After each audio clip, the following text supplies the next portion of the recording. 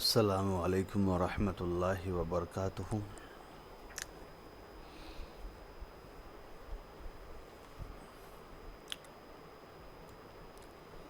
اصول فقہ کا یہ تیسرا سبق ہونے جا رہا ہے،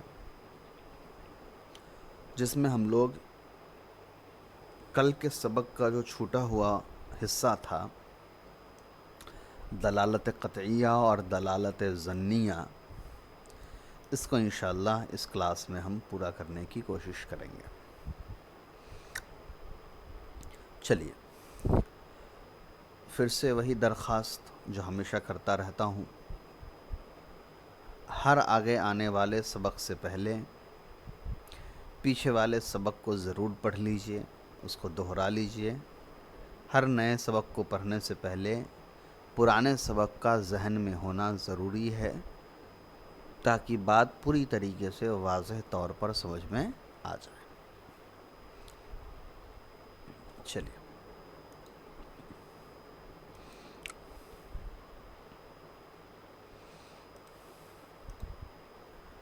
قرآن کی اپنے معنی پر دلالت کی دو قسمیں ہیں، دلالت قطعیہ، دلالت ظنیہ۔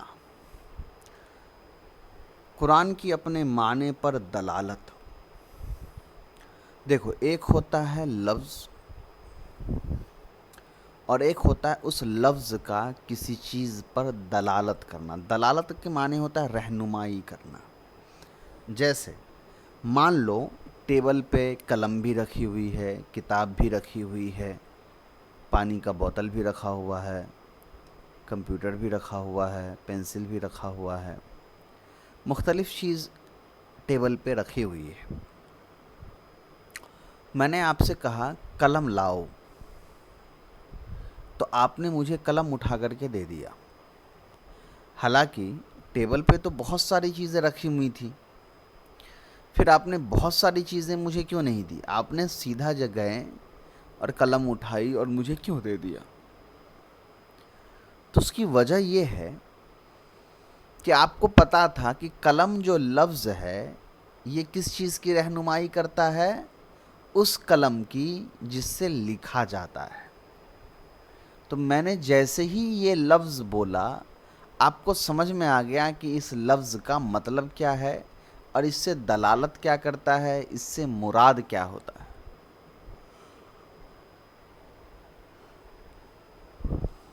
تو ہر عربی الفاظ کے ساتھ یہی چیز ہے کہ جتنے بھی عربی الفاظ ہیں وہ کسی نہ کسی معنی پر دلالت کرتے ہیں، یعنی ان کا کوئی نہ کوئی معنی ہوتا ہے جس معنی کے لیے اس لفظ کو بنایا گیا ہوتا ہے۔ جیسے رجلن کے معنی آدمی ہے، تو ہم کہہ سکتے ہیں کہ رجلن جو ہے یہ آدمی پہ دلالت کرتا ہے، یعنی رجلن کے معنی آدمی ہے، تو یہ رجلن جو لفظ ہے یہ آدمی کے معنی پر دلالت کرتا ہے۔ کلیئر ہے؟ تو دلالت کرنے کا، کسی لفظ کے دلالت کرنے کا مطلب ہوتا ہے کہ اس لفظ سے مراد کیا ہوتا ہے، یعنی جب آپ وہ لفظ پہلی بار سنتے ہیں تو اس لفظ سے آپ کیا سمجھتے ہیں۔ اب دلالت جو ہوتا ہے یہ دو طرح کا ہوتا ہے، ایک ہوتا ہے دلالت قطعیہ اور ایک ہوتا ہے دلالت ظنیہ۔ دلالت قطعیہ کیا ہے؟ یہ ہے کہ اس کلام کی ایک ہی مراد متعین ہو، دوسرے معنی کا احتمال نہ ہو۔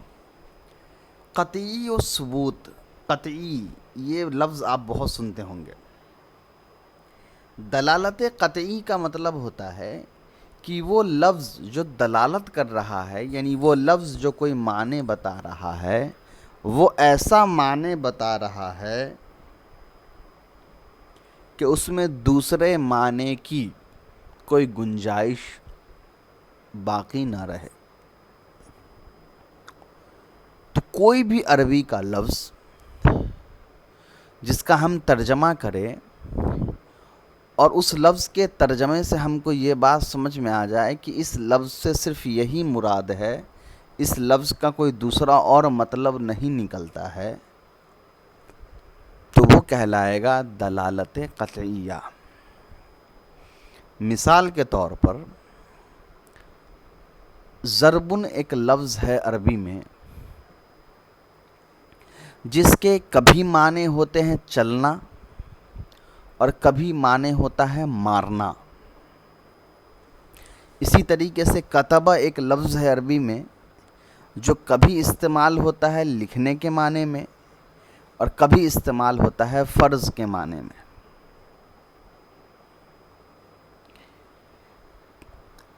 تو اب جب لفظ کے ایک سے زیادہ معنی کی امید ہوتی ہے، امکان ہوتا ہے، تو ہم کہتے ہیں کہ یہ دلالت ظنیہ ہے. میں پڑھا رہا ہوں قطعیہ لیکن سمجھا رہا ہوں ظنیہ، تاکہ اگر دلالت ظنیہ سمجھ جائیں گے تو قطعیہ سمجھنا آسان ہو جائے گا. تو یہ دو لفظوں کی جو مثال میں نے آپ کے سامنے پیش کی، ان دو لفظوں کے دو معنی ہیں. یہ ہم کو طے کرنا پڑتا ہے کہ یہاں پر ہم کون سا معنی مراد لیں گے. اب جیسے کتاب پڑھ رہے ہیں وہاں پہ کتبہ آ گیا، تو ہم کو طے کرنا ہے کہ یہاں پر لکھنے کا معنی مراد لیں گے یا فرض کے معنی مراد لیں گے. کتاب پڑھ رہے ہیں ضربہ کے لفظ آ گیا، تو اب یہ ہم کو طے کرنا ہے کہ یہاں پر ضربہ سے مارنا مراد ہے یا ضربہ سے چلنا مراد ہے نا. تو وہ ہم کو طے کرنا ہے، چونکہ دونوں کے معنی ممکن ہیں یہاں پہ. لیکن دلالت قطعیہ ایسا لفظ ہوتا ہے جس میں دوسرے معنی کی کوئی گنجائش ہی نہیں ہوتی ہے. وہ کوئی ایسا لفظ ہوتا ہے کہ جس کو سن لینے کے بعد آپ یہ کہہ نہیں سکتے ہیں کہ اس کے ایک اور مطلب نکلتے ہیں. جیسے مان لیا جائے کہ میں نے کہا 5 روپے دو، تو 5 روپے بول دینے کے بعد آپ کو اس میں کوئی امکان ہی نہیں ہے کہ میں 5 سے مراد 6 لے رہا ہوں یا 4 لے رہا ہوں. نہیں، بلکہ میں نے جو لفظ بولا ہے وہ بالکل ایک ہی بات کے لیے استعمال ہوتا ہے. تو 5 روپے 5 کے لیے ہی استعمال ہوں گے. 5 جو لفظ ہے 5، یہ صرف 5 کے لیے ہی بولا جائے گا. 5 کوانٹیٹی کو ہی بتائے گا، نہ تو 4 کو بتا سکتا ہے نہ 6 کو بتا سکتا ہے. تو ایسے لفظ کو کہا جاتا ہے دلالت قطعیہ. پھر سے یاد رکھیے گا، ہر وہ لفظ جو اپنے ایک ہی معنی پر دلالت کرتا ہو اس کو کہا جاتا ہے دلالت قطعیہ، اور ہر وہ لفظ جو ایک سے زیادہ معنی پر دلالت کرتا ہو اس کو کہا جاتا ہے دلالت ظنیہ. مثال دیکھیے، الزانیۃ والزانی فاجلدوا کل واحد منہما 100 جلدۃ. زنا کرنے والی عورتیں، زنا کرنے والے مرد، ان میں سے ہر ایک کو مارو 100 کورے. دوسری مثال ہے، یوصیکم اللہ فی اولادکم للذکر مثل حظ الانثیین. اللہ وصیت کرتا ہے تم کو تمہارے اولاد کے سلسلے میں مرد کے لیے عورت کا 2 حصہ ہے. پہلی آیت میں زنا کی سزا 100 کورے اور دوسری آیت میں عورت کے مقابلے میں مرد کا حصہ 2 گنا ہونے پر قطعی اور واضح الدلالہ ہے. تو پہلے آیت میں یہ جو 100 جلدتین 100 کورے والی بات آئی، تو 100 بول دینے کے بعد سمجھ میں آ گیا کہ نہ یہ 99 ہو سکتا ہے اور نہ یہ 101 ہو سکتا ہے. جتنا نمبر بولا گیا ہے اتنا ہی، یعنی عربی میں میاں کا لفظ جو ہے وہ 100 کے لیے ہی بولا جاتا ہے، تو 100 ہی مراد ہوگا. اسی طریقے سے انثیین جو تثنیہ کا صیغہ ہے، یہ بھی تثنیہ 2 کے لیے ہی عربی میں استعمال ہوتے ہیں، 2 پر ہی دلالت کرتے ہیں. اسی لیے یہ سارے جو لفظ ہیں یہ دلالت قطعی ہے، یعنی اس میں جو بات کہی گئی ہے 2 کی یا 100 کی، اس کو اتنے پر ہی عمل کرنا ہمارے لیے ضروری ہو جائے گا. وہ مضبوط دلیل سے ثابت ہو گئی. دلالت ظنیہ اس کا الٹا ہوتا ہے. یہ وہ ہے کہ اس کلام میں ایک سے زیادہ معنوں کا احتمال ہو. دلالت ظنیہ وہ ہوتا ہے جس میں ایک سے زیادہ معنی ہونے کے چانسز ہوتے ہیں. جیسے یتربصن بانفسہن 3 قروء، کہ جن عورتوں کو طلاق پڑا ہے وہ اپنے آپ کو 3 قروء روکے رکھے. قروء کے معنی حیض کے بھی ہو سکتے ہیں اور طہر کے بھی. اب قروء جو ہے، قروء کے معنی حیض کے بھی ہوتے ہیں اور قروء کے معنی طہر کے بھی ہوتے ہیں. تو پتہ چلا کہ لفظ ایک ہی ہے لیکن 2 الگ الگ معنوں میں اس کا استعمال ہوتا ہے. تو یہاں پر قروء جو لفظ ہے اس کو ہم کہیں گے یہ دلالت ظنیہ والا لفظ ہو گیا، یعنی اس سے جو بھی مسئلہ نکلے گا وہ ظنی طور پہ ہوگا، یقینی طور پہ نہیں ہو پائے گا جب تک کہ بات واضح نہ ہو جائے. اسی طرح وَامْسَحُوا بِرُؤُوسِكُمْ، اس میں جو با حرف جر ہے، بِرُؤُوسِكُمْ، با بعض کے معنی کے بھی ہوتے ہیں تو بات یہ ہوگا کہ سر کے بعض حصے کا مسح کرو. اور بیان کرنے کے لیے بھی ہوتا ہے، با بیانیہ بھی ہوتا ہے یا زائد بھی ہوتا ہے، تو مراد ہوگا کہ پورے سر کا مسح کرو. لہٰذا ان میں سے کسی ایک معنی پر دلالت ظنی ہوگی نہ کہ قطعی ہوگی. اب یہ دو مثال یہاں پر دلالت ظنیہ کی دی گئی ہے، اس کو سن لیجئے.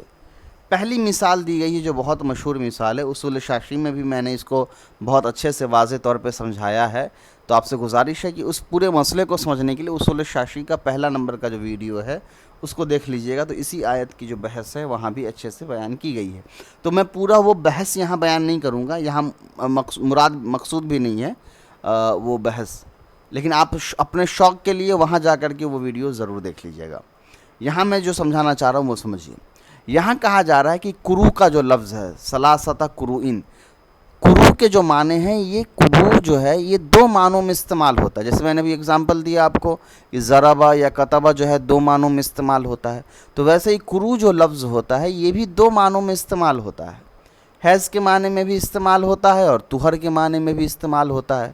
تو جب ایک ہی لفظ کے دو معنی ہوں گے تو کوئی آدمی یہ نہیں کہہ سکتا ہے کہ نہیں کرو سے تو صرف حیض ہی مراد ہے، اور میں جو حیض معنی لے رہا ہوں یہ بالکل صحیح ہے، اس میں کوئی ڈاؤٹ نہیں ہے. اور کوئی یہ بھی نہیں کہہ سکتا ہے کہ کرو سے مراد تو طہر ہی ہے اور طہر کے علاوہ کوئی دوسرا کوئی معنی مراد نہیں ہے، بالکل طہر ہی طہر ہے. یہ بھی ممکن نہیں ہے. کیوں؟ کیونکہ جب دونوں ترجمے ہو رہے ہیں، ایک ہی لفظ کے دو الگ الگ معنی ہیں، تو ان میں سے جس معنی پر بھی ہم عمل کریں گے، جس معنی کا بھی ہم ترجمہ کریں گے، اس امید کے ساتھ ترجمہ کریں گے کہ یہ ظنی بات ہے، ممکن ہے کہ یہ صحیح بھی ہو سکتا ہے، غلط بھی ہو سکتا ہے. تو جو لوگ کرو کے معنی حیض لیں گے وہ بھی یہ امید رکھیں گے کہ ہو سکتا ہے کہ حیض صحیح ہو اور طہر صحیح نہ ہو.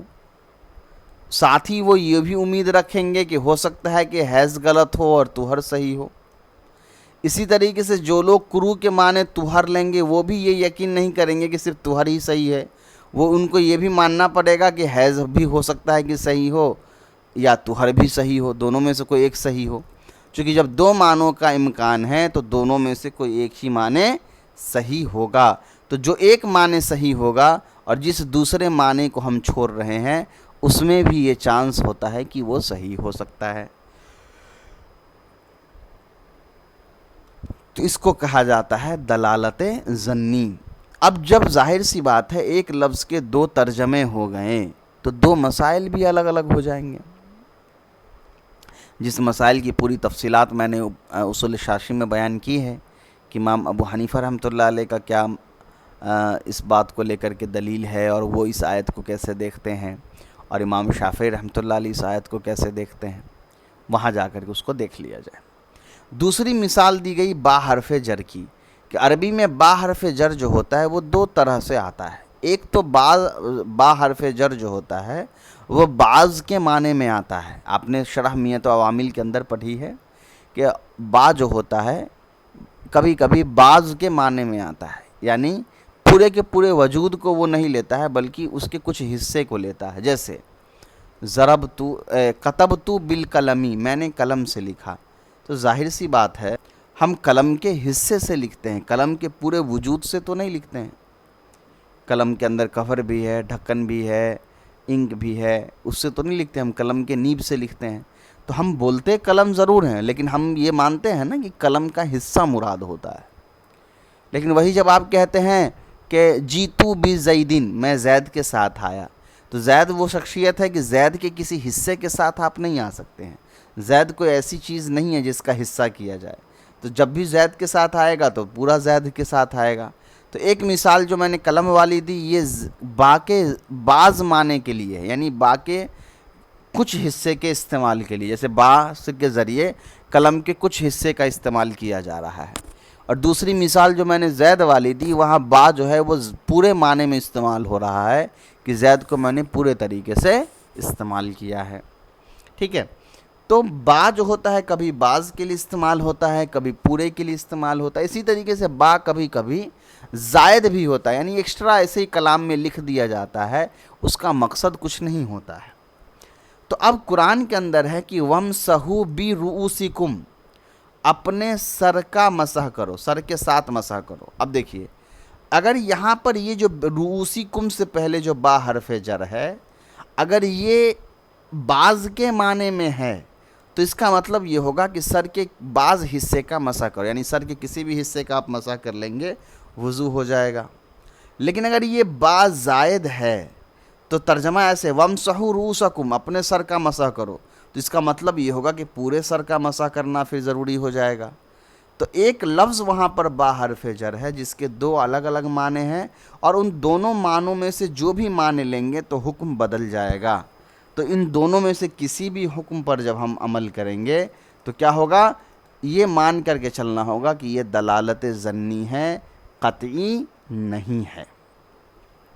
تو پوری بات کا خلاصہ یہ ہے کہ عربی میں جو لفظ اپنے معنی کو بیان کرتا ہے تو کبھی ایسا ہوتا ہے کہ ایک لفظ کے ایک ہی معنی ہوتے ہیں اور ہمیشہ ایک ہی معنی لیے جاتے ہیں، ایسے لفظ کو کہا جاتا ہے دلالت قطعیہ۔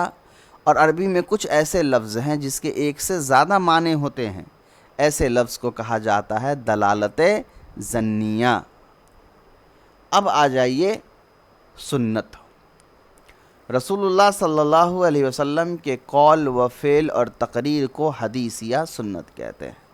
آپ صلی اللہ علیہ وسلم کے قول یعنی آپ صلی اللہ علیہ وسلم نے جو بات کہی ہے، فعل یعنی عمل آپ صلی اللہ علیہ وآلہ وسلم نے جو کام کیا ہے، تقریر کے معنی ہوتا ہے کوئی چیز ثابت کریں، یعنی آپ صلی اللہ علیہ وسلم کے سامنے کوئی بات کہی گئی یا کی گئی اور آپ صلی اللہ علیہ وسلم نے اس بات سے نکیر نہ فرمائی ہو، اس کا انکار نہ کیا ہو، تو نبی کی خاموشی بھی اس بات کی دلیل ہوتی ہے کہ وہ بات اسلام میں جائز ہے، کرنا درست ہے۔ تو ان تینوں کو ملا کر کے حدیث یا سنت کہتے ہیں۔ حدیث و سنت میں تھوڑا سا فرق ہے، مگر وہ اصول حدیث کے لیے رہنے دیجئے، یہاں پر وہ بحث نہیں کرنی ہے۔ اب دیکھیے، قول سے مراد آپ صلی اللہ علیہ وسلم کے ارشادات ہیں۔ جو بات ہم کہتے ہیں اس سے قول سے مراد ہے کہ آپ صلی اللہ علیہ وسلم نے جو باتیں کہی ہیں، جیسے انما الاعمال بالنیات، عمل کا دارومدار نیت پر ہے، تو یہ بات اللہ کے رسول نے اپنے زبان مبارک سے کہی ہے، یعنی یہ آپ صلی اللہ علیہ وسلم کے الفاظ ہیں، اسٹیٹمنٹ ہیں۔ تو نبی کی جو بات ہوتی ہے وہ قول مراد ہو گیا، قال یقول سے قول مانے کہنا ہی ہوتا ہے۔ فعل سے مراد آپ صلی اللہ علیہ وسلم کے افعال و معمولات ہیں۔ فعل کے معنی کام ہوتا ہے، ہم جانتے ہی ہیں۔ تو فعل سے مراد یہ ہے کہ آپ صلی اللہ علیہ وسلم نے کوئی بات کی ہو یا عام طور پہ کرتے ہوں، تو وہ آپ صلی اللہ علیہ وسلم کا طریقہ ہے، تو وہ بھی ہمارے لیے کرنا ضروری ہو جاتا ہے، وہ بھی سنت اور حدیث کے اندر شامل ہو جاتی ہے۔ جیسے دیکھیے، کان النبی صلی اللہ علیہ وسلم یغدو الی المصلی والعنزۃ بین یدیہ تحمل وتنصب بالمصلی بین یدیہ فیصلی الیہا۔ نبی کریم صلی اللہ علیہ وسلم سویرے میں مصلی کی طرف جاتے تھے اور بھالا ان کے ہاتھ میں ہوتا تھا جس کو اٹھایا جاتا تھا اور نمازی کے سامنے گاڑ دیا جاتا تھا جہاں پر وہ نماز پڑھتے تھے، پھر آپ صلی اللہ علیہ وسلم اس کے سامنے نماز پڑھتے تھے۔ تو یہ آپ صلی اللہ علیہ وسلم کا ایک عمل تھا، فعل تھا، جس سے ایک بات ثابت ہو گئی۔ تقریر سے مراد یہ ہے کہ آپ صلی اللہ علیہ وسلم کے سامنے کسی اور نے کوئی بات کہی یا کوئی عمل کیا یا کسی کا عمل آپ کے سامنے نقل کیا گیا اور آپ نے اس پر نکیر نہیں فرمایا، یعنی منع نہیں کیا کرنے سے۔ جیسے حضرت عمرو بن عاص رضی اللہ عنہ سے روایت ہے۔ پہلے تقریر سمجھ لیجئے۔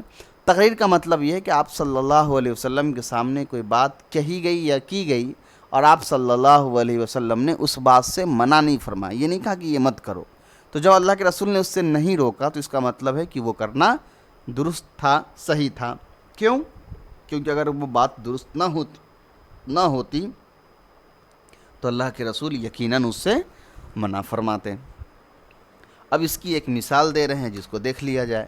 مثال یہ ہے کہ حضرت عمرو ابن عاص رضی اللہ عنہ روایت کرتے ہیں کہ احتلمت فی لیلۃ باردۃ، ایک سردی کی رات میں مجھے غسل کی ضرورت ہوئی۔ وَأَنَا فِي غَزْوَةِ ذَاتَ سَلَاسِلَ، اور میں سلاسل نامی غزوے یعنی جنگ میں تھا۔ فشفقتو، تو مجھے اندیشہ ہوا، ان اغتسلتو، کہ اگر میں غسل کروں، ان اہلکا، کہ میں ہلاک ہو جاؤں گا۔ فتیممتو، میں نے تیمم کیا، ثم صلیت باصحابی، پھر میں نے نماز پڑھی اپنے ساتھیوں کے ساتھ۔ ثم اخبرت النبی صلی اللہ علیہ وسلم، پھر میں نے نبی کریم صلی اللہ علیہ وسلم کو خبر دی، یہ بات بتائی۔ فضحک، تو آپ علیہ السلام مسکرائیں، ولم یقل شیئا، اور کچھ نہیں کہا۔ تو آپ صلی اللہ علیہ وسلم کا کچھ نہ کہنا اس بات کی دلیل ہے کہ وضو نہ کرنے کی صورت میں تیمم کر کے نماز پڑھی جا سکتی ہے جہاں پر وضو کرنے کی گنجائش نہ ہو۔ اب آئیے حجیت۔ حجیت کا مطلب ہوتا ہے کہ اچھا ٹھیک ہے، حدیث تو سمجھ میں آ گیا، لیکن کیا یہ ادلہ شرعیہ کے اندر حدیث حجت ہے یا نہیں؟ حجت کا مطلب اس کے کیا ایویڈنس ہے، کیا دلیل ہے اس بات کی کہ ہم حدیث کے ذریعے ثابت کریں کسی مسئلے کو؟ اس کا کیا پوزیشن ہے اسلام میں؟ کیا آپ کے پاس کوئی مضبوط دلیل ہے اس بات کی جس سے آپ یہ ثابت کریں کہ ہاں جیسے قرآن سے ہم مسائل اخذ کر سکتے ہیں ویسے ہی حدیث سے ہم مسائل اخذ کر سکتے ہیں؟ اسی کو ہم پڑھتے ہیں حجیت کے اندر۔ دیکھیے، حدیث کے حجت اور دلیل شرعی ہونے میں تمام ائمہ مجتہدین کا اتفاق ہے۔ حجت اور دلیل اصل میں بہت الگ الگ لفظ نہیں ہے، بہت ملتا جلتا ہے، لفظ الگ الگ ہیں لیکن معنی اور مفہوم کے اعتبار سے ایک ہی چیز عام طور پہ بولی جاتی ہے۔ حدیث حجت ہے یا نہیں، دلیل ہے یا نہیں، اس پر تمام ائمہ مجتہدین کا اتفاق ہے۔ سارے علماء مانتے ہیں کہ نہیں، حدیث تو حجت ہے، حدیث سے ہم مسئلہ نکالیں گے بھی، حدیث سے مسئلے کو سمجھیں گے بھی، حدیث سے احکام بھی لگائیں گے اور اس پر عمل بھی کریں گے، یہ سارے علماء کہتے ہیں۔ وجہ کیا ہے؟ تو قرآن کی کچھ آیتیں بطور دلیل پیش کی گئی ہے، اس کو دیکھیے۔ اللہ تعالیٰ نے رسول اللہ صلی اللہ علیہ وسلم کی اطاعت کا مستقل طور پر حکم دیا ہے۔ اللہ تبارک و تعالیٰ نے نبی کریم صلی اللہ علیہ وسلم کی اطاعت کا حکم دیا ہے، کہا وَأَطِیعُوا اللَّهَ وَأَطِیعُوا الرَّسُولَ وَاحْذَرُوا، اللہ کی اطاعت کرو، رسول کی اطاعت کرو اور ڈرو۔ تو جب اللہ تبارک و تعالیٰ نے یہ کہہ دیا کہ رسول کی اطاعت کرو، تو اطاعت کا مطلب ہی ہے کہ رسول نے جو کچھ بھی کہا ہے کیا ہے وہ سب کچھ سنو، عمل کرو، اور جو کچھ کرا ہے اس کو بھی اپنی زندگی میں کرو، اور جن چیزوں سے تم کو منع کیا ہے ان چیزوں سے بچو، تب ہوتا ہے اطاعت کرنے کا مطلب۔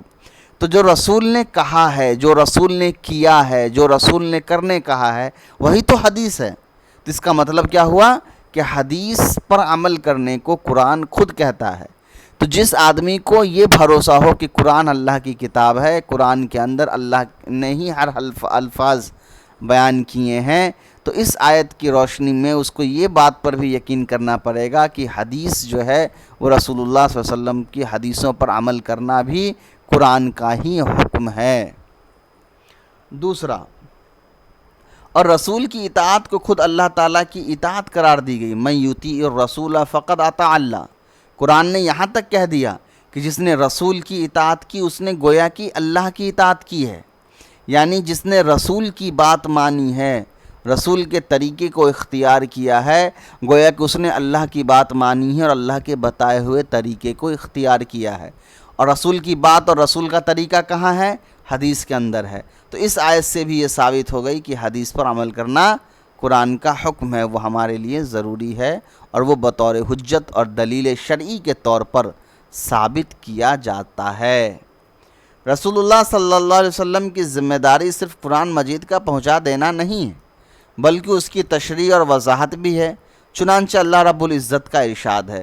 یہ جو غلط فہمی لوگوں کو ہو گیا کہ اللہ کے رسول کو قرآن دے دیا گیا، قرآن اللہ کے رسول نے لوگوں کو پہنچا دیا، بات ختم ہو گئی۔ قرآن بالکل واضح ہے، قرآن کو کوئی ضرورت نہیں ہے اس کی تشریح کرنے کی اور اس کی تفسیر کرنے کی، قرآن میں سب بات بالکل واضح واضح لکھا ہے، ہم کو حدیث کی ضرورت نہیں ہے۔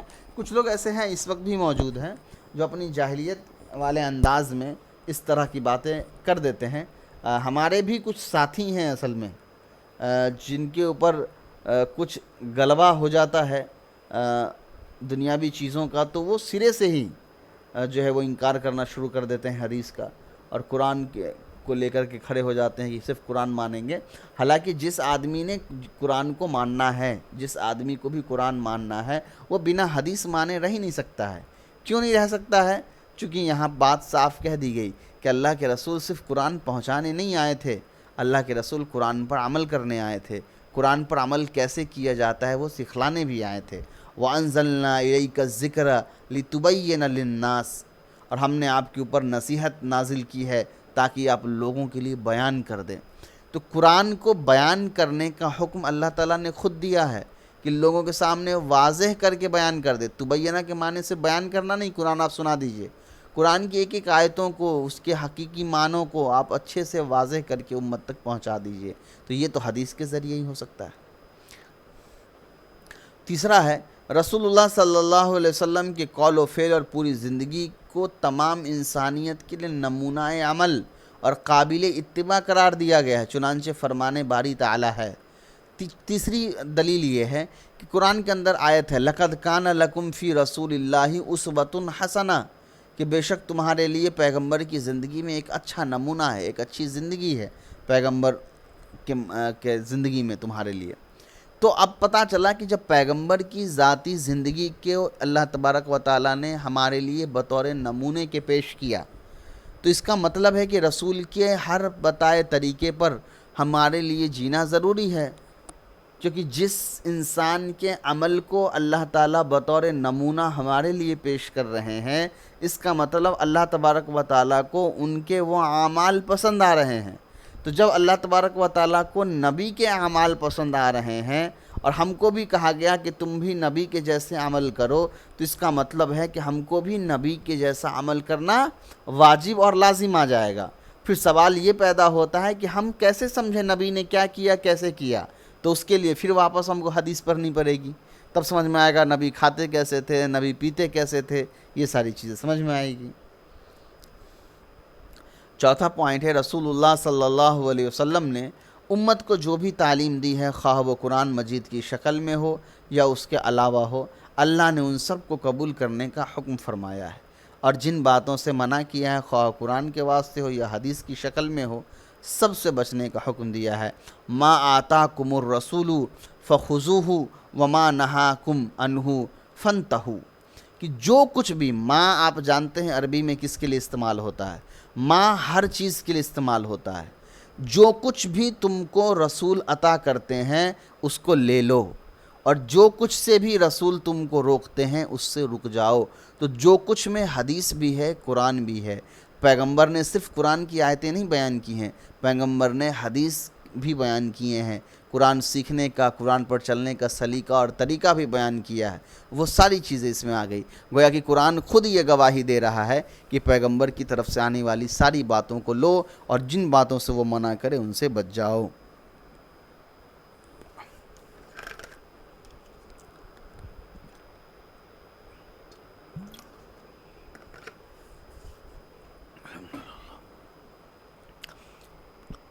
قرآن میں ایک اہم بات یہ ہے کہ حضور صلی اللہ علیہ وسلم جو کچھ ارشاد فرماتے ہیں وہ سب کی سب اللہ کی طرف سے ہیں۔ آپ صلی اللہ علیہ وسلم اپنی طرف سے کوئی بات نہیں فرماتے ہیں۔ ان هو الا وحی یوحی، وہ صرف ایک وحی ہے جو وحی ان کی طرف نازل کی جاتی ہے۔ تو یہ بھی بات کہہ دیا گیا کہ پیغمبر جو حدیث بیان کر رہے ہیں وہ ان کی اپنی بات نہیں ہوتی ہے، بلکہ وہ بھی وہ باتیں ہیں جو ان کی طرف اللہ کی طرف سے ان کے اوپر اتاری جاتی ہے، اس کو وہ بیان کرتے ہیں۔ چھٹا، اتباع سنت کے واجب ہونے پر صحابہ کرام، ائمہ، فقہا کا اتفاق ہے، لہٰذا حدیث کے حجت ہونے کا انکار گمراہی ہے۔ خود رسول اللہ صلی اللہ علیہ وسلم نے ایسے لوگوں کی مذمت منقول ہے۔ آپ صلی اللہ علیہ وسلم نے ارشاد فرمایا۔ تو پتہ یہ چلا کہ تمام صحابہ کا اور تمام ائمہ کا اس بات پر اتفاق ہے کہ حدیث کو پر عمل کرنا ہمارے لیے ویسے ہی ضروری ہے جیسے قرآن پر۔ ہم حدیث کا جو مضبوط حدیث ہے اس کا انکار نہیں کر سکتے ہیں، اس کو ٹھکرا نہیں سکتے ہیں۔ اگر ہم ایسا کرتے ہیں تو وہ ہمارے لیے گمراہی کا سبب ہے۔ اسی کے لیے ایک حدیث اور بیان کی جا رہی ہے، خود پیغمبر علیہ السلام نے یہ بیان کیا ہے کہ یوشک رجل منکم متکئا علی اریکتہ، ان قریب تم میں سے کچھ آدمی اپنے بستروں پر ٹیک لگائے ہوئے ہوں گے، یحدث بحدیث من حدیثی، اور ان کے سامنے میری حدیث میں سے کوئی حدیث بیان کی جائے گی، فیقولو، تو وہ کہیں گے، بیننا و بینکم کتاب اللہ، میرے اور تمہارے درمیان کتاب ہے یعنی قرآن ہے، فما وجدنا فیہ من حلال استحللناہ، ہم نے جو اس میں بھی حلال پایا ہم نے اس کو حلال کر دیا، وما وجدنا فیہ من حرام، اور جو ہم نے اس میں حرام پایا استحرمناہ، ہم نے اس کو حرام کر دیا۔ الا، پیغمبر صلی اللہ علیہ وسلم کہتے ہیں سنو، وَإِنَّمَا حَرَّمَهُ رَسُولُ اللَّهِ مِثْلَ مَا حَرَّمَهُ اللَّهُ، کہ بے شک اللہ کے رسول نے جو حرام کیا ہے وہ بالکل ویسا ہی ہے جیسا اللہ نے اس کو حرام کیا ہے۔ یعنی ایسا نہیں ہے کہ رسول کچھ اور حرام کرتے ہیں اور اللہ کچھ اور حرام کرتے ہیں، بلکہ جو باتیں رسول نے حرام کی ہے وہ وہی باتیں ہیں جو اللہ نے حرام کی ہے، اور جو باتیں رسول نے حلال کی ہے یہ وہ وہی باتیں ہیں جو اللہ نے حلال کی ہے۔ اس کا مطلب یہ ہوا کہ جیسے قرآن کی آیتوں پر عمل کرنا اللہ کی باتوں پر عمل کرنا ہے، ویسے ہی پیغمبر کی باتوں پر عمل کرنا بھی اللہ کی باتوں پر عمل کرنا ہے۔ چلیے، اس کے بعد آ جاتا ہے سنت کی قسمیں۔ راویوں کی تعداد کے لحاظ سے حدیث کی 3 قسمیں۔ راوی سے مراد کیا ہے؟ جن لوگوں نے بھی حدیثیں بیان کی ہیں اس کو راوی کہا جاتا ہے۔ تو ہر حدیث کے الگ الگ راوی ہو سکتے ہیں، کسی حدیث کے بہت راوی ہو، مضبوط ہو، کسی حدیث کے کمزور راوی ہو یا کم ہو، تو اس اعتبار سے حدیث کی کچھ قسمیں بیان کی گئی ہیں۔ پہلا ہے متواتر، دوسرا ہے مشہور، اور تیسرا ہے خبر واحد۔ متواتر حدیث جو ہے اس کے بارے میں آپ کو بتا ہی دیا گیا ہے۔ متواتر کیا ہوتا ہے؟ وہ حدیث ہے جس کو صحابہ کے دور سے آج تک اتنی بڑی جماعت نقل کرتی آئی ہو جن کا عادتاً جھوٹ پر اتفاق کر لینا ممکن نہ ہو۔ تو متواتر کیا ہوتا ہے؟ صحابہ سے لے کر کے اب تک اتنے لوگوں نے اس حدیث کو بیان کیا ہے کہ وہ جھوٹ ہونا عام طور پہ ممکن نہیں ہے۔ اب تواتر کے 2 معنی ہیں، ایک تواتر لفظی ہے اور ایک تواتر معنوی ہے۔ یہ تو سمجھ میں ہی آ رہا ہے لفظی۔ تواتر لفظی کا مطلب یہ ہوتا ہے کہ صحابہ سے لے کر کے آج تک جتنی بھی حدیثیں بیان کی گئیں وہ سب کے الفاظ بھی بالکل برابر ہی تھے، ملتے جلتے تھے۔ اور تواتر معنوی کا مطلب یہ ہوتا ہے کہ الفاظ میں تھوڑے بہت فرق تھے مگر حدیث کا جو معنی تھا اس میں کوئی بدلاؤ نہیں تھا۔ بات سمجھ میں آ گئی؟ تواتر لفظی مطلب ایک ایک لفظ بھی بالکل ایک جیسا آیا شروع سے لے کر کے اب تک، اور تواتر معنوی کا مطلب شروع سے لے کر اب تک لفظ تو ادھر ادھر ہوتے رہے لیکن معنی جو حدیث کا تھا وہ بالکل برابر رہا۔ تواتر لفظی یہ ہے کہ حدیث کے کسی متن کو ایسی جماعت روایت کرتی آئی ہو جس کا عادتاً جھوٹ پر اتفاق ممکن نہ ہو، یعنی حدیث کے لفظ کو۔ متن کا مطلب وہی ہوتا ہے کہ حدیث جو لکھا ہوا ہے الفاظ میں، جیسے من کذب علی متعمدا فلیتبوأ مقعدہ من نار، من النار پڑھی، من نار نہیں۔ جس نے میرے اوپر جان بوجھ کر جھوٹ گڑھا تو اس کو چاہیے کہ وہ اپنا ٹھکانہ بنا لے آگ میں۔ اس حدیث کو 98 صحابہ رضی اللہ عنہ نے روایت کیا ہے۔ یا دوسری مثال جیسے مسح علی الخفین کی روایت ہے کہ امام احمد رحمۃ اللہ علیہ سے منقول ہے کہ 40 صحابہ رضی اللہ عنہ نے اس حدیث کے ناقل ہیں، یعنی 40 صحابہ نے اس حدیث کو بیان کیا ہے۔ تو ان تواتر لفظی کا مطلب کیا ہو گیا؟ تواتر لفظی کا مطلب یہ ہو گیا کہ وہ حدیث ایسی ہو کہ اس کے متن کو یعنی اس کی حدیث کی لکھاوٹ کو بڑی تعداد میں صحابہ نے بیان کیا ہو، صحابہ سے لے کر کے آج تک۔ اور تواتر معنوی کا مطلب کیا ہے؟ یہ ہے کہ تعبیر میں اختلاف کے باوجود کسی خاص مضمون کو عہد صحابہ کی روایات نے اتنی بڑی تعداد نقل کرتی آئی ہو کہ بظاہر ان کا جھوٹ پر اتفاق ممکن نہ ہو۔ تواتر معنوی کا مطلب ہوتا ہے کہ الفاظ اور تعبیرات میں کہنے کے انداز میں تو فرق ہوتا ہے حدیث کے، لیکن حدیث کا جو پورا معنی ہوتا ہے، معنی میں کوئی تبدیلی نہیں ہوتی ہے۔ جیسے ہوتا ہے نا، پانی ہے تو یہ 10 لوگوں نے پانی پانی پانی پانی ہی مانگا، 2-4 لوگوں نے پانی کی جگہ واٹر مانگ لیا یا ماؤن مانگ لیا، تو یہاں لفظ تو بدل گئے لیکن معنی مقصد تو یہی ہے نا، یہ پانی ہی چاہیے۔ تو وہ ہوتا ہے تواتر معنوی کی، لفظ بدل جاتے ہیں، طریقہ بدل جاتا ہے، ترتیب بدل جاتی ہے، لیکن مضمون وہی ہوتا ہے۔ جیسے حضور صلی اللہ علیہ وسلم پر سلسلہ نبوت کا ختم ہو جانا، اس طرح کی جو حدیثیں ہیں، الگ الگ تعبیرات سے اس حدیث کو بیان کیا گیا ہے۔ قیامت کے قریب حضرت مسیح کا نازل ہونا، یہ حدیث بھی جو ہے، اکثر حدیث میں آپ کو کتاب الفتن کی حدیث میں یہ مضمون سے ملے گا، لیکن الفاظ بدلے ہوئے ہیں، تھوڑا سا انداز بدلا ہوا ہے۔ مسواک مطلوب اور پسندیدہ عمل ہے، اس کے بارے میں بھی جو حدیثیں ہیں وہ الگ الگ اعتبار سے لکھی گئی ہے، مگر ہر حدیث کا مفہوم اور مین بات یہی ہے کہ مسواک کرنا اچھا چیز ہے۔ اس قسم کی متواتر حدیثیں بہت ہیں۔ متواتر حدیثیں قطعی الثبوت ہوتی ہیں۔ میں نے پہلے ہی بتایا کہ جیسے قرآن تواتر کے ساتھ ہم تک منقول ہے، ہم تک پہنچا ہے، تو ظاہر سی بات ہے متواتر حدیث جو ہیں وہ بھی قطعی الثبوت ہوتے ہیں، یعنی وہ بہت مضبوط ہوتے ہیں دلیل کے اعتبار سے۔ علم یقین کا فائدہ دیتی ہے۔ علم یقین کا مطلب یہ ایسی چیز ہوتی ہے جس پر پورا یقین ہوتا ہے، کوئی بھی ڈاؤٹ نہیں ہوتا ہے، دوسرے معنی کا امکان نہیں ہوتا ہے، اور تواتر سے ثابت ہونے والے احکام کا مناسب تعویل کے بغیر انکار کرنے والا کافر ہو جاتا ہے۔ اور تواتر سے ثابت ہونے والے جو احکام ہوتے ہیں وہ اتنے مضبوط ہوتے ہیں کہ کوئی اگر یہ کہہ دے کہ نہ اسلام میں تو یہ چیز ہے ہی نہیں، تو پھر وہ انسان سیدھے کا سیدھے کافر ہو جائے گا۔ ہاں، بشرط یہ کہ اس کے پاس کوئی ویلڈ ریزن ہو یہ بات کہنے کا، تب تو پھر جانچ پڑتال کی جائے گی، کھوج بین کی جائے گی، اس کے ریزننگ کو سمجھا جائے گا۔ مگر ڈائریکٹلی کوئی بنا تبدیلی کے بس کہہ دے کہ نہ ہم نہیں مانتے یہ سب چیز کو، تو وہ کافر ہو جائے گا، اسلام کے دائرے سے باہر چلا جائے گا۔ اس کے بعد دوسرے نمبر پہ آتا ہے مشہور۔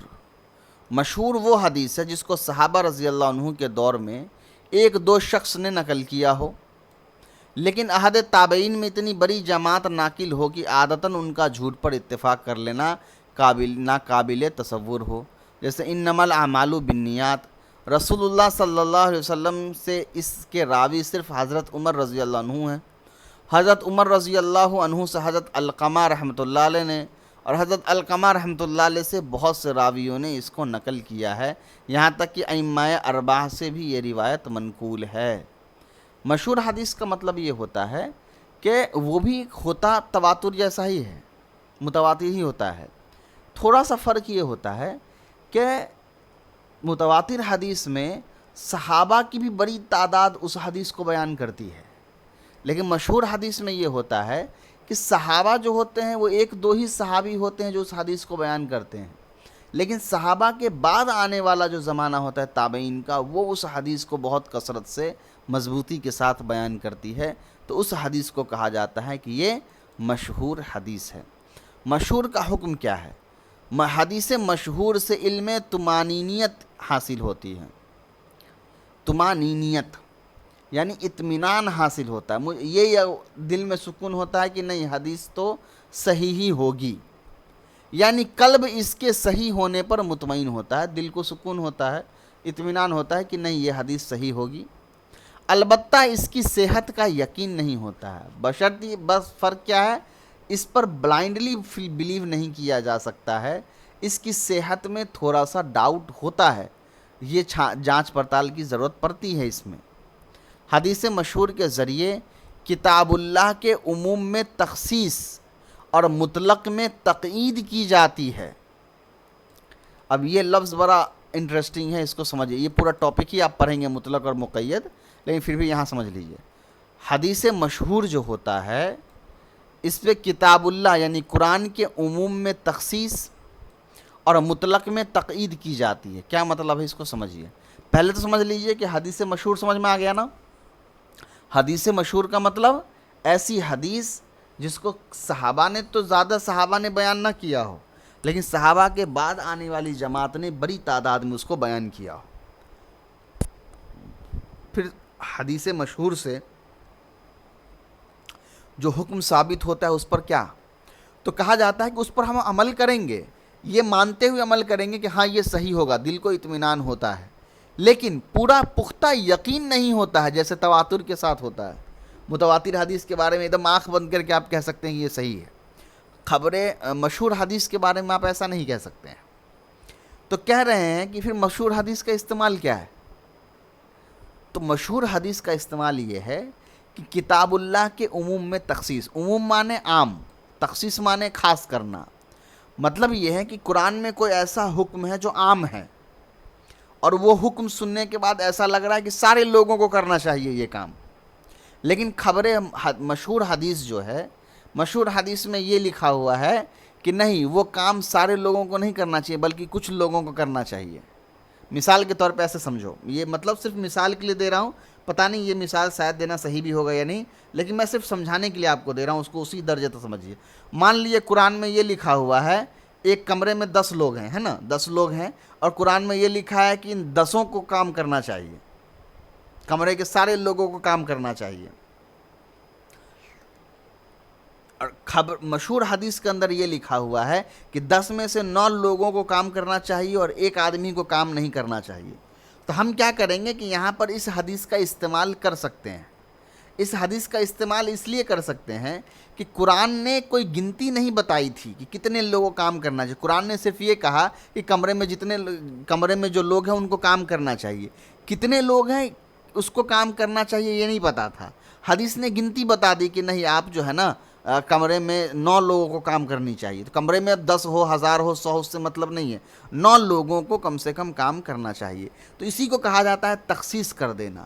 کام کرنے کا حکم عام تھا، حدیث نے کیا کیا، خاص کر دیا، اس عام حکم کو خاص کر کے یہ بتا دیا کہ نہیں، پورے کمرے کے ہر آدمی کو کام نہیں کرنا ہے بلکہ کمرے میں 9 لوگوں کو جو ہے ان کو کام کرنا ہے۔ اسی کو کہا جاتا ہے عموم میں تخصیص کر دینا۔ اسی کے بعد ہوتا ہے مطلق میں تقیید، یہ بھی بالکل ویسا ہی ہے۔ مطلق کا مطلب ہوتا ہے جنرل بات ہو، کامن حکم ہو، اور مقید کا مطلب، تقیید کا مطلب ہوتا ہے کہ اس کامن حکم میں کوئی قید لگا دینا۔ جیسے مان لو کہ ایک کمرے میں 15-20 لوگ تھے اور سب کے بارے میں کہا گیا کہ بھائی روزہ رکھنا ہے، پھر خبر حدیث نے آ کر کے بتایا کہ نہیں، یہ حکم سب کے لیے نہیں ہے، روزہ سب کے لیے نہیں رکھنا ہے، جن جن لوگوں نے روزہ مانا ہے صرف ان کو رکھنا ہے۔ تو یہاں قید لگا دی گئی کہ روزہ سب کے لیے نہیں ہے، مانے ہوئے لوگوں کے لیے روزہ ہے۔ تو یہ صرف میں سمجھانے کے لیے کہہ رہا ہوں، ہے نا، اس کو اتنے ہی درجے تک رکھیے گا۔ تو پتہ چلا کہ اسی کو کہا جاتا ہے کہ مطلق بات میں قید کر دینا، یعنی 2 باتیں اس کو یاد رکھیے گا۔ خبر مشہور کہاں پہ استعمال ہو سکتا ہے؟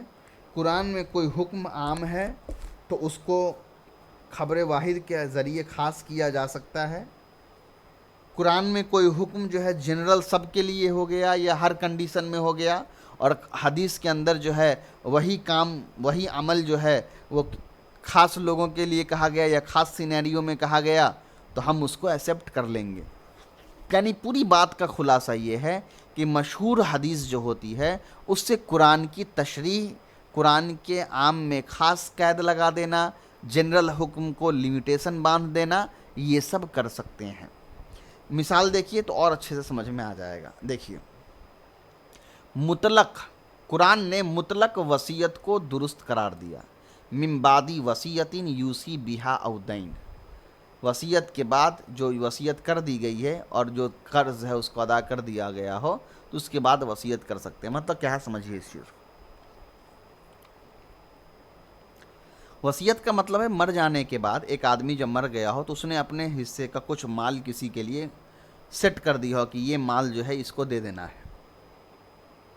کامن بات یہ ہے کہ وصیت وغیرہ جس کا حصہ بانٹ دیا گیا وارث کا، ان کو ادا کر دیا جائے۔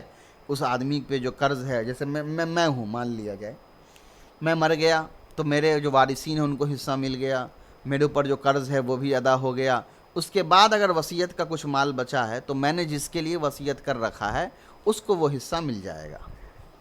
اب دیکھیے اس قرآن میں کیا سمجھ میں آ رہا ہے، اس قرآن میں یہ سمجھ میں آ رہا ہے، اس قرآن کی آیت سے یہ سمجھ میں آ رہا ہے کہ وصیت ہی کرنا ہے نا، تو میں جتنا چاہوں وصیت کر سکتا ہوں. یہاں مقدار نہیں لکھا ہوا ہے نا کہ میں کتنا وصیت کر سکتا ہوں. تو مان لو میرے پاس 100 روپے ہیں جائیداد کے طور پہ، اور میں نے مرتے وقت یہ لکھ دیا کہ یہ 100 روپے جو ہے زید کو دے دو، تو کہا جائے گا کہ ہاں قرآن کی اس آیت تو سمجھ میں آیا کہ ہاں ٹھیک ہے زید کو 100 روپے دے دو. لیکن حدیث کے اندر کیا ہے؟ حدیث کے اندر ہے زیادہ سے زیادہ مقدار وصیت کے 1/3 کو مقید کر دیا گیا. یعنی ایک حدیث ہے جس میں آپ صلی اللہ علیہ وسلم نے فرمایا فالثلث والثلث کثیر، کہ 3/3 بھی بہت زیادہ ہے. یعنی اپنے مال کا 3/3 حصہ بھی دینا یہ بہت زیادہ ہے، اتنا بھی نہیں دینا چاہیے. اب مطلب کیا ہے اس کو سمجھیے. حدیث نے قید لگا دیا کہ تم کو جتنا من اتنا وصیت نہیں کر سکتے ہو، میکسیمم اتنا کر سکتے ہو کہ اپنے مال کا 3 حصہ، یعنی اگر میرے پاس 100 روپیہ ہے تو 100 روپے کو میں 4 حصے میں بانٹ دوں، اور 3 حصہ میں کسی کو وصیت کر سکتا ہوں، 1 حصہ جو ہے وہ باقی رہے گا وارثین کے لیے. ایسا میں کر سکتا ہوں، یہ کہا گیا. تو کیا ہو گیا؟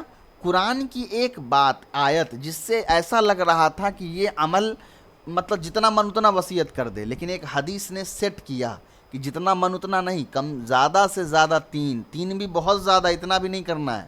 لیکن اگر کرنا ہی ہے، تمہارے پاس وارثین زیادہ ہیں ہی نہیں اور تم کو وصیت ہی کرنا ہے، تو زیادہ سے زیادہ 3 حصہ کر دو، اس سے زیادہ نہیں.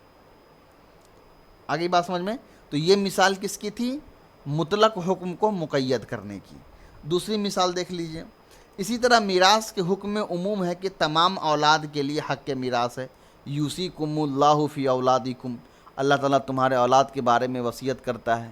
کیا وصیت کیا ہے؟ کہ اس کو جو ہے وہ وارث ہے ان کو وصیت دینی چاہیے. تو اب اس حدیث سے یہ سمجھ میں آ رہا ہے کہ جتنے بھی اولاد ہیں میرے، ان سب میرے وارث ہیں، اور ان سب کو میرے موت کے بعد میری جائیداد جو ہے ان کو ملنی چاہیے. لیکن حدیث اس عام کی تخصیص کرتی ہے. تو یہاں تو عام حکم ہے نا کہ جتنے بھی اولاد ہیں سب عام ہے حکم کے اندر، ان سب کو وصیت ملے گی. لیکن حدیث کیا کرتا ہے؟ اس عام کے اندر خاص کر دیتا ہے. کس کو خاص کر دیتا ہے؟ اگر اولاد اپنے باپ کا قاتل ہے تو اس باپ کے مال میں میراث نہیں ملے گا. اب میرے اولاد میں سے کسی ایک نے مجھے قتل کر دیا ہے، مان لے 3 اولاد تھے میرے، تو قرآن یہ کہتا ہے کہ سارے اولاد کو وصیت ملنی چاہیے. لیکن حدیث کہہ رہا ہے کہ اگر اس کسی ایک اولاد نے باپ کو قتل کیا ہے، تو میرے 3 اولاد میں سے ایک اولاد نے مجھے اگر قتل کر دیا، تو میرے مرنے کے بعد میرے 2 اولاد کو تو وصیت ملے گی، اس تیسرے کو نہیں ملے گی. تو یہاں کیا ہوا؟ قرآن کا جو عام حکم تھا حدیث کے ذریعے اس کو خاص کر دیا گیا. القاتل لا یورث، قاتل لا یرث، قاتل وارث نہیں ہوتا ہے. تو یہاں پر یہ جو ہے دونوں مثالیں آپ کو دے دی گئی، عموم اور خصوص کی. اس کے بعد آ جائیے خبر واحد. خبر واحد کیا ہے؟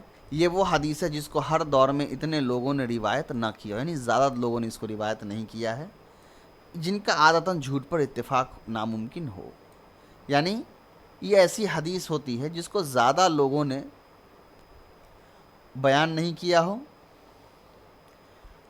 لیکن اتنے لوگوں نے بھی بیان کیا ہو کہ ایسا نہ فیل ہو کہ یہ بالکل سب جھوٹی ہے. عام طور پہ عادتاً یہ ہو کہ اس کا جھوٹ پر اتفاق ناممکن ہو. ٹھیک ہے؟ یعنی حدیث کو بہت زیادہ لوگوں نے بیان نہ کیا ہو، اور جیسے تواتر کے اندر تھا کہ اتنے بڑی تعداد میں بیان کیا ہے کہ سارے لوگ جھوٹے نہیں ہو سکتے، جھوٹ پر اتفاق نہیں ہو سکتا ہے. خبر واحد میں ایسا نہیں ہے. اس کو بہت بڑی تعداد نے چونکہ بیان نہیں کیا ہے، تو جھوٹ پر اتفاق ہونا ناممکن بھی نہ ہو سکتا ہے کہ ان سارے لوگوں نے مسٹیکلی اس کو بیان کر دیا ہو اور وہ حدیث ویسی نہ ہو، یہ ممکن ہے. تو خبر واحد کے اندر اسی قسم کی حدیثیں آتی ہیں جس کے صحیح ہونے کے چانسز بھی ہوتے ہیں، غلط ہونے کے بھی چانسز ہوتے ہیں. وہ تحقیق کرنی پڑتی ہے پھر اس میں سے کہ صحیح کون ہے غلط کون ہے. اب یہ پوری بحث آپ پھر پڑھیں گے اصول حدیث کے اندر، یہاں نہیں. زیادہ تر حدیثیں اسی قسم کی ہیں. عام طور پہ بہت ساری جو فضیلت اور الگ الگ طرح کی حدیثیں ہیں وہ اسی قسم کی ہیں. خبر واحد والی ہے جس میں مزید تحقیق کی ضرورت پڑتی ہے. آپ صلی اللہ علیہ وسلم نے فرمایا لا یؤمن احدکم حتی یحب لأخیہ ما یحب لنفسہ، تم میں سے کوئی ہرگز مومن نہیں ہے یہاں تک کہ وہ اپنے بھائی کے لیے وہی پسند کرے جو اپنے لیے پسند کرتا ہے۔ تو یہ مثال ہے اس حدیث کی جو حدیث خبر واحد میں سے ہے۔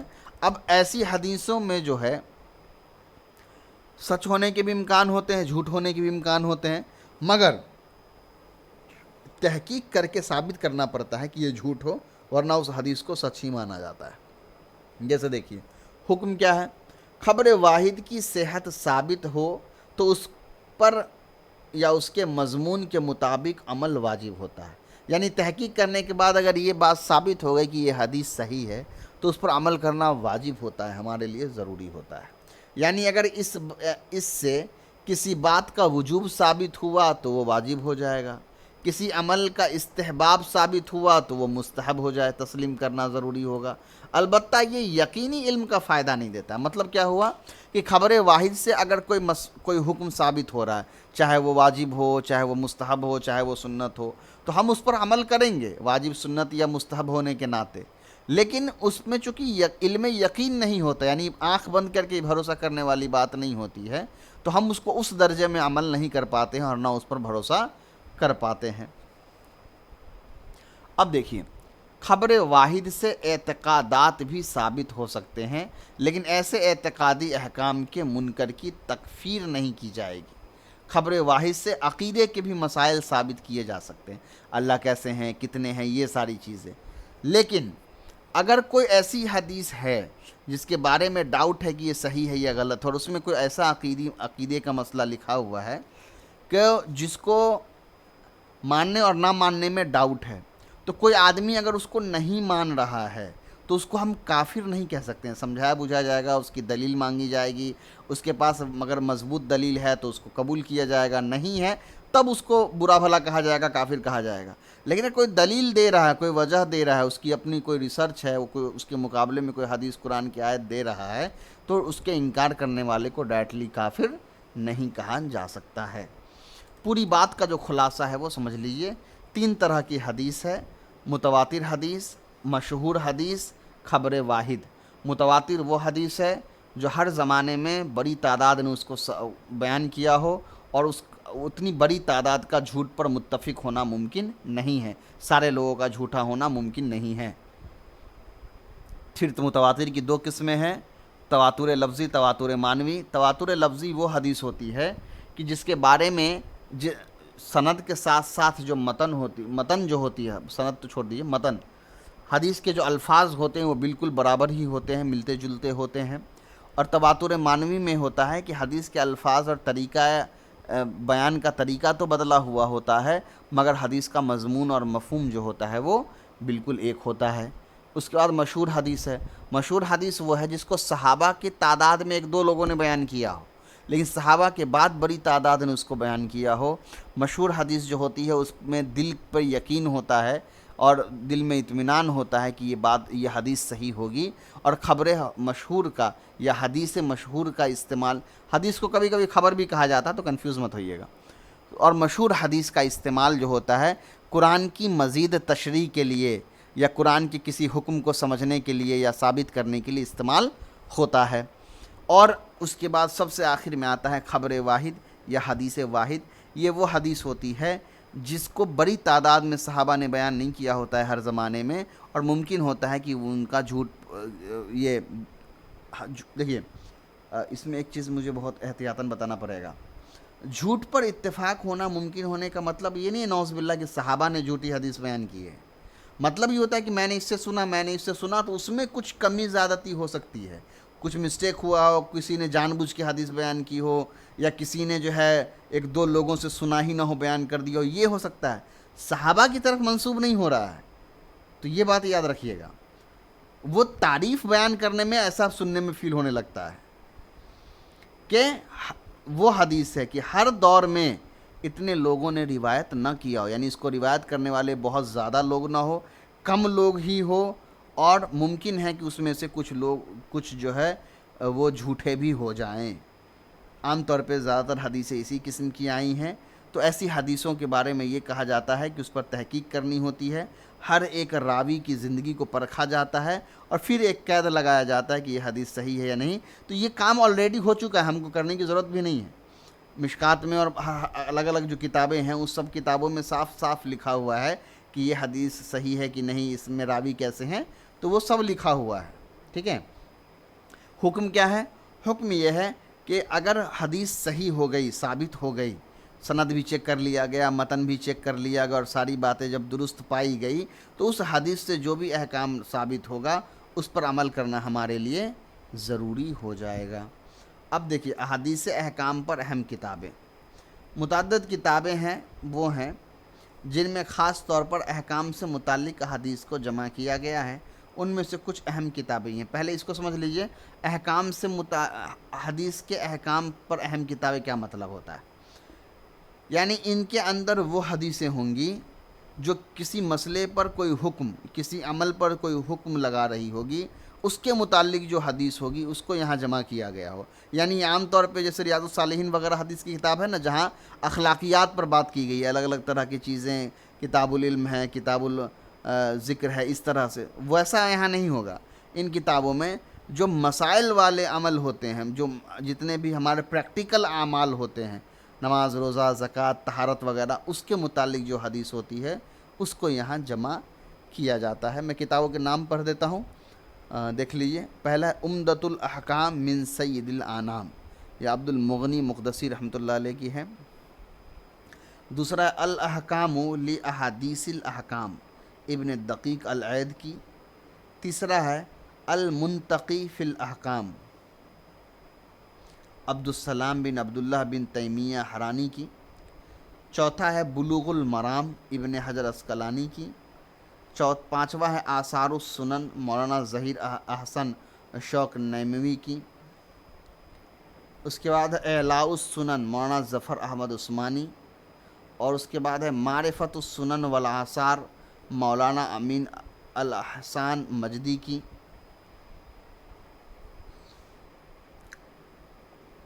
رحمہم اللہ اجمعین۔ یہ ساری کتابیں ہیں، زندگی میں موقع ملے تو ان کتابوں کو ضرور پڑھیے، بہت فائدہ ہوگا۔ یہ دو کتابیں تو ضرور کوشش کریے ان کو پڑھنے کے۔ چلیے، اس کے علاوہ جو مجموعے ہیں وہ سنن کہلاتے ہیں، ان میں بھی اصل میں احادیث احکام ہی پیش نظر ہوتے ہیں۔ بہت بار آپ نے پورا پڑھا ہوگا سنن ابو داؤد، سنن نسائی وغیرہ، سنن ابن ماجہ وغیرہ، تو یہ بھی جو حدیث کی کتاب ہے اس میں احکام سے متعلق حدیثیں کو الگ جمع کیا جاتا ہے۔ اب دیکھیے تمرینی سوالات۔ سنت کسے کہتے ہیں؟ رسول اللہ صلی اللہ علیہ وسلم نے جو عمل کیا ہے یا جو کرنے کہا ہے یا ان کے سامنے جو بات کہی گئی اور آپ نے منع نہیں کیا، وہ ساری سنت ہے۔ اسی کو شارٹ میں کہا جاتا ہے، آپ صلی اللہ علیہ وسلم کے قول، فعل اور تقریر کو سنت کہتے ہیں۔ اگر کوئی راوی اس طرح نقل کرے کہ میں نے آپ صلی اللہ علیہ وسلم کے سامنے وضو کیا، تو یہ قول ہوگا یا فعل ہوگا یا تقریر ہوگا؟ تقریر ہوگا، چونکہ یہاں آپ صلی اللہ علیہ وسلم کے سامنے ایک عمل کیا گیا ہے۔ تیسرا، حدیث کے حجت ہونے کی دلیل کیا ہے؟ حدیث کی حجت ہونے کی بہت ساری قرآنی آیتیں دلیل ہیں۔ ایک آیت ہے کہ جس نے رسول کی اطاعت کی اس نے اللہ کی اطاعت کی۔ پھر ایک آیت ہے جس میں کہا گیا کہ ہم نے آپ کی طرف جو ہے ذکر کو نازل کیا، یعنی قرآن نازل کیا تاکہ آپ لوگوں کو واضح کر کے بیان کر دے۔ اور پھر ایک آیت ہے کہ پیغمبر کی زندگی میں آپ کے لیے جو ہے وہ اچھے نمونے ہیں۔ تواتر لفظی اور تواتر معنوی میں کیا فرق ہے؟ تواتر لفظی میں حدیث کا جو متن ہوتا ہے وہ بھی ایک جیسا بیان کیا گیا ہوتا ہے۔ تواتر معنوی میں حدیث کے متن میں فرق ہوتا ہے مگر معنی مفہوم میں کوئی فرق نہیں ہوتا ہے۔ پنج گانہ نماز حدیث متواتر سے ثابت ہے یا نہیں؟ پنج گانہ نماز حدیث متواتر سے بالکل ثابت ہے، اور ثابت ہے تو کس قسم کے تواتر سے؟ لیکن پنج گانہ نماز جو ہے وہ تواتر معنوی ہے، یعنی بہت ساری حدیثیں نماز کے لیے آئی ہے مگر ہر حدیثوں میں اکثر الفاظ بدلے ہوئے ہیں، مگر ساری حدیث کا مفہوم یہی ہے کہ 5 وقت کی نماز فرض ہے۔ حدیث مشہور اور متواتر میں کیا فرق ہے؟ حدیث مشہور میں اور متواتر میں یہ فرق ہے کہ متواتر حدیث میں شروع زمانے سے لے کر کے آخر زمانے تک اتنی بڑی تعداد نے حدیث کو بیان کیا ہوتا ہے کہ جس کو جھوٹ پر متفق ہونا ناممکن ہوتا ہے۔ اور مشہور حدیث میں کیا ہوتا ہے کہ شروع زمانے میں اس کو کم راوی بیان کرتے ہیں، یعنی کم صحابہ نے بیان کیا ہوتا ہے، لیکن صحابہ کے بعد والے دور اس کو بہت مضبوطی کے ساتھ اور بڑی تعداد میں بیان کرتے ہیں۔ خبر واحد کسے کہتے ہیں؟ خبر واحد متواتر کا بالکل الٹا ہوتا ہے۔ یہ ایسی حدیثیں ہوتی ہیں جس کو بڑی تعداد میں لوگوں نے بیان بھی نہیں کیا ہوتا ہے، اور یہ ایسی حدیث ہوتی ہیں کہ جس میں ممکن ہوتا ہے کہ جھوٹ کے امکان باقی ہو اور کم لوگ جھوٹ پر بھی متفق ہو گئے ہوں، یعنی ان سے جھوٹی حدیث بھی بیان کی گئی ہو۔ اس کا 8واں ہے خبر واحد، خبر مشہور اور متواتر کے حکام بتلائیے۔ متواتر جو حدیث ہے اس کا حکام یہ ہے کہ وہ بالکل علم یقین کا فائدہ دیتا ہے، آنکھ بند کر کے اس پر عمل کرنا پڑے گا۔ خبر مشہور جو ہوتا ہے وہ دل میں سکون کا فائدہ دیتا ہے، اس پر بھی ہم عمل کرتے ہیں، مگر متواتر اتنا گہرا یقین نہیں ہوتا ہے۔ اور خبر واحد جو ہوتا ہے تحقیق کے بعد، تحقیق جب تک ثابت نہ ہو تب تک تو ہم عمل نہیں کرتے ہیں، تحقیق سے جب ثابت ہو جاتی ہے تو اس کے بعد بھی ہم عمل کرتے ہیں، مگر کوئی اس کا اگر انکار کرتا ہے اور اس کے پاس کوئی مضبوط دلیل ہے تو اس کے انکار کو قبول کیا جائے گا، اس کو کافر نہیں کہا جائے گا۔ یہاں تک آپ کی بات جو ہے سنت ختم ہو گئی۔ اگلے کلاس میں انشاءاللہ ہم لوگ اجماع کو پڑھیں گے۔ السلام علیکم ورحمۃ اللہ وبرکاتہ۔